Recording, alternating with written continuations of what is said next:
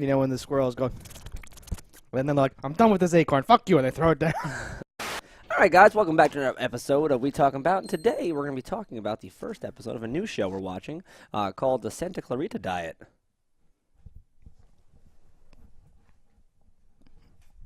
Lee forgot his notes. He's got them, don't worry. Yeah. So, let's jump right in. This is, it's a new show from Netflix, half an hour. Full season released. We watched the few days trailer. We ago. were like, that looks good. Let's watch Yeah. that. And we did. So what were your thoughts on this first episode? I'm very interested to hear your thoughts. I thought it was all right. I didn't love it. I didn't hate it. I agree where I thought it was all right. I thought it has potential. This is what I would expect from a network, first show, Right. first episode. But Netflix has set the bar so high that this did not feel like a Netflix original to me. Okay. The star power, of course, was there. Andy Richter, plays her boss. Nathan Fillion plays a coworker. The waitress. I wrote down the waitress. The waitress from Always Sunny in Philadelphia is the next door neighbor. Yeah. And of course Timothy Olyphant and Drew Barrymore being your stars. So it's definitely the money is on the table. You can see what it is. But something about the performance of it fell flat in some areas where I was like, this seems a little forced. It felt like it was shot better than it was done or was- whatever. Yeah, it was weird. I was The like, acting, it felt phoned in at times. Yes. And I couldn't tell. I'm like, the writing for some things, I'm like, either the writing here was bad, or they're setting this up as such a we're just the Cleavers doing our shit. Oh no! It could go either way, and honestly, I won't really know until a couple episodes in. I think. Yeah. I got that same vibe that they were trying for it to be corny and all that stuff. Yeah. Because did you send the letter to the toaster oven people? And he's like, I reread it. It seemed too aggressive, and all those weird things. They're like, this is weird. This is dumb, but not dumb enough that I'm laughing, but just dumb enough that I'm like, that's dumb. And now it's juxtaposed with the gore and all that stuff. So whatever. This a lot of this episode, I can't judge it fairly yet as a show because a lot of this episode was setting up all these different characters and all these different things. Yeah. I wrote down, they live between two cops, and then he says, why do we live between two cops? Something like that. And I was like, that's weird that I'm thinking the same thing, but they set up all these things, so it's going to be extremely difficult for them to get away with murder left and right, as they're going to have to do. So I'm like, okay. There's definitely some fun devices in the show. So that's one I really enjoyed. There's a moment in the show where the Timothy Olyphant is shopping, and he's buying of all things a stethoscope, and he's in a Walgreens of all places, and they have 5 types of stethoscopes, and he's like. And I think that'll be a really funny running gag if everything they always need is at this store and there's always a plethora of options. He's like, what's the difference between this and that? And she's like, sir, why are you? That seems dual means two. It does happen twice, and I do wonder. I wonder if this was the pilot or this is just like this because they wanted to show stuff. Because Nathan Fillion's character dying, spoilers, you saw it though. Yeah, I called that shit from the yes. moment he talked good. to Timothy, when I was like, oh, he's a dick. He's going to die, like this episode. All right. That was one of my questions is at what point were you sure he was going to die and then sure that he was going to die this episode or whatever. When he came across as such a real dick, Yeah, I was like, this isn't I think a part that he's going to play for long. Yeah, he's probably gone. The hammer is my penis. I'm like, the hammer is my penis. I wasn't sure he was going to die this episode until the thing in the bar. When he was like, you are, and all that stuff. But then it was great, because Timothy Olyphant's doing a bit of a Walt from Breaking Bad thing in certain ways. Where that he finally smashes the toaster oven and says, you are, and all that weird, all this goofy... it's funny, though, suburban aggression, Yeah. He's usually a badass character or a crazy character, and in this he's such the opposite that you can just see how much of a framing of a character leads to them their size perception and their intimidation factor. Because this, and not that Nathan Fillion's not a larger character, he looked like such a bitch compared to him. You're like he's just tiny. You're like Nathan Fillion's head is twice your size. Yeah, I think they picked his wardrobe, and he's carrying himself and all that. And when he's high, but no one knows it, and the way he's smiling and all that stuff, I was like, this is okay. This is fine. No, and there were definitely redeeming factors for it, but like the few things that made it seem like low production were just like mainly the fault of the writing / acting on certain parts here. And that CGI vomit, that was brutal. It just like like it was just so digital when it was coming out. The very first one, yeah. It did make me laugh though, because like we saw the trailer, and like what I do like is that a lot of things from the trailer we already saw. I love when a show, like particularly a show, movies maybe too, but sometimes you see the trailer and you're like, well, I know what's gonna happen or whatever. Yeah, I know how the season finale ends. Like, yes. What? But it turns out most of the trailer was in the first episode, and it looks like that, like the start of the trailer when they're burying the body in the desert is Nathan Fillion's body. That's Nathan Fillion. So you're like, okay, good. So like we're gonna dispatch with all that stuff immediately, and then move on to who knows what the show's gonna be about. But what the hell was I talking about? We were telling you the good things, the bad things of the show. But there's, like I was saying, so like I named a couple of the bad things. The vomit made me laugh though, because I didn't expect it to happen like mid-sentence right there. There was a shock factor, and had it just been like a giant mouthful of vomit, I would have laughed. But it was how they framed it so that it was just like the shot, kind of like you're seeing right now, and just vomit pouring out of her mouth digitally. Yes. That I was like, yeah, keep it from the sides. You can have a hose shooting shit out. Like, I don't like that like unnecessary use of digital stuff. It didn't really trigger me too hard, and like, because everyone kept saying that was a lot of vomit, and it's like that was an insane amount of vomit. And then at the ER, when he's like, "We've been waiting for 3 hours," and she's like, "We're not doing." He's like, "Listen, your wife threw up. She threw up a lot." And everyone's trying to get this point across. She threw up. It was a lot. And the fact that the whole bathroom is covered for some reason. Yeah, she had no aim. She just sprayed. She lost like a piece of brain, or like what was that? I don't know what organ that was, but I think it was it's like an organ. shriveled and her cold dark heart. I think I always enjoyed the sitcom-esque approach of things where it's like something horrible is happening. We can't tell anyone. The neighbor kid's kind of weird. Let's just ask him. Yes, we need someone who's an expert, and he is an expert. That whole sequence I kind of love because he was the strongest actor in that scene. Okay, the kid, yeah.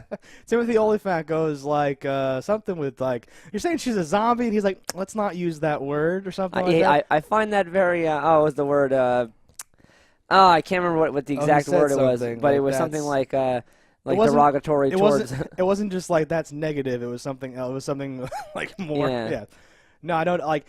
That to me is the kind of meta stuff that we see on like an iZombie and throughout the modern fantasy retellings like True Blood, all that stuff. Sure. Something will come up and they will acknowledge and they'll say we're not going to use that word zombie on our show. Maybe. Yeah. And so he was talking to the audience basically. She's a zombie. Let's not use that word. It's different. It's not the same. A walker. Yeah. Let's just call them walkers and biters and growlers and crawlers. They're the snapping un. And he's like, we might have to bash your brains in. And he's the one who articulates the undead are driven by their id, which I didn't know until now, but apparently that's how it works in this show, which makes sense because it starts off and I'm like, awesome, what is this show fake? Intro looks like weeds, and then I'm like, not into humping ? That's not good. And now she's super into humping. Yeah. Which is great for Timothy Olyphant. This whole flipping of the mindset where she's no longer the suburban housewife. She's a teenager, almost. Yeah, impulsive. Yeah. It would drive me nuts if I was the male lead in this. I'd be like, oh my god, my wife's a fucking bitch. She's going out. Right? She's doing this. She's doing that. I'm like, I'm trying to be reasonable. You're dead. I have to deal with that. And now this. And I feel like he's gonna do all that. Because that's what his character's been set up to do. But we are trying to build a good credit score, and you cannot keep doing this. You cannot keep eating people. Thing. Yeah, it'll be awesome. Or it could be awesome. Maybe it'll suck. When the waitress goes, oh, he lives for you. You're the leader of his spank bank or whatever. I was like, oh my god, you're the worst mother in the world. Oh dear, yeah. And then you meet the fathers of the other side, and it's like, they're just fucking raging dicks. He's screaming, and you're cops. It's great. Jesus Christ, disturbing the peace. No, it's literally great because they have the whole back and forth where he's like, "Oh, I forgot pursuits aren't allowed in Santa Monica. It might hurt somebody's feelings." And he's like, "Well, we're not busy planting evidence and framing people like you guys at the sheriff's department." And all this weird stuff. And he gets on his crotch rocket and gets in his muscle car and they drive off. Yeah. No, like it's like cliche and over the top to the point where it's like I have to see what they do with it now. No, of course. And this is the setup. Outlandish, You can never judge anything based on the first episode. Even the lead up of first few episodes are sometimes rough just to establish characters and set and find yourself as a show. Yeah. But I'm definitely left optimistic, and I enjoyed it conceptually. And I do think it will get better. Yeah, I do think so too. Nathan Fillion's death. Nathan Fillion's dead. So we talk about that. Yep, Nathan Fillion is a very rapey character. He's almost like a used car salesman, although he's selling used homes. He's getting very aggressive, repeatedly just putting his penis to her. Yeah. Upon this, she's like, I think anything I say, you're just gonna keep pressing your penis into my vagina. And he does. He's like, I was right. I was right. And then she kind of flips the switch here because he says, well, we can either have sex and I don't tell your husband anything, or we don't have sex and I tell your husband we banged 4 times my BMW. Right. Either we have sex and I don't tell your husband, or we don't have sex and I do tell your husband. Yeah. And she's like, flawless. I get it. So she starts to give a little lick on his finger, and like immediately from the audience's perspective where this is going. Yes. And like so 2 fingers are in there. She gets it pretty deep into her mouth, and then and he's lost his fingers now. He mumbles, "You ate my fingers." She goes, "I don't hate your fingers. You ate my fingers." Oh yes. And then she starts like egregiously sucking the blood out of his. I know. Like he loses consciousness from like blood loss from her sucking the blood out of his hand. I think it was like the pain and like the shock, because he was like, "Oh God, like what are you doing?" I was like, I don't know. But the best part for me, so then she like rips his shirt off, like bites his breast or something. But then it cuts away and it comes back. Timothy Olyphant has come back and he's like, yeah, this is bullshit. I was just gonna say, by the way, he's doing some great work. He's like, last night was bullshit. Sheila, are you okay? Is her name Sheila? I think so. Because I said that. I think I said Gina actually. Whatever. Damn, she has a name.